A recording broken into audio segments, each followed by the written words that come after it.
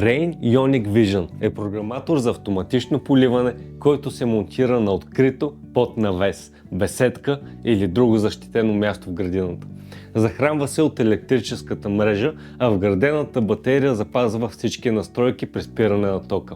Управлява 4, 6, 8 или 10 зони в зависимост от модела, с 2 програми в стандартен режим и до 4 програми в разширен режим чрез мобилното приложение. Програматорът може да се свърже с датчик за дъжд, да управлява помпа при добавяне на реле и позволява разграничаване на поливките на четни и нечетни дни. Може да се контролира от телефона чрез Bluetooth с обхват до 50 метра и да се добави допълнителен модул Nuvola Mini. Модулът позволява управлението от разстояние чрез Wi-Fi. Бюджетната функция дава възможност за регулиране на времето за поливане според сезона. Нека видим как се настройва. Започвате с захранването. Отваряте капачето на програматора и свързвате кабелите за захранване към клемата. Може да добавите модул Nuvola Mini директно в слота на програматора. Това позволява Wi-Fi управление. Включвате щепсела в контакта. Програматорът светва, това означава, че е готов за настройка. Следващата стъпка е приложението. Инсталирате Rain Vision на телефона си. Отваряте приложението и се регистрирате с имейл и парола.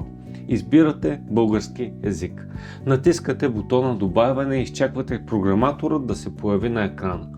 Въвеждате фабричния код 60, който по-късно може да промените.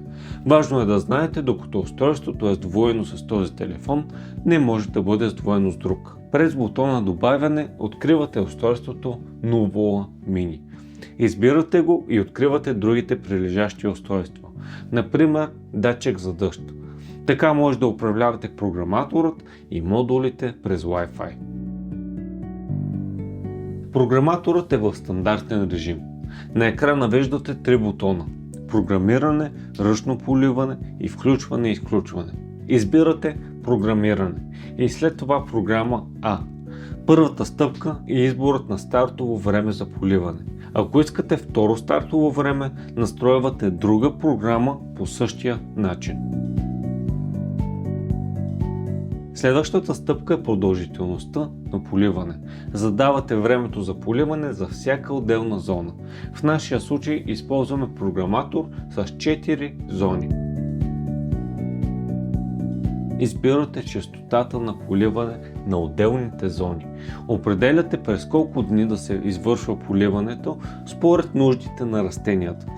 Настройката се запазва автоматично.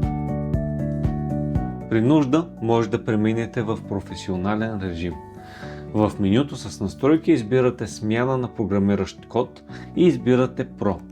Така разполагате с 4 програми, всяка с до 6 стартови времена. От бутона допълнителни настройки може да контролирате инсталирани модули за метеорологични условия, управление на помпа и други.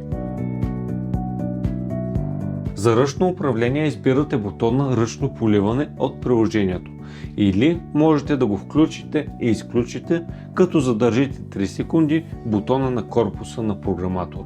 От тук можете да стартирате поливането по всяко време, независимо от зададените програми. От приложението избирате една или повече зони, които искате да поливате и задавате продължителността на полив. За да спрете ръчното поливане, натискате бутона Стоп от приложението или от корпуса на програматора.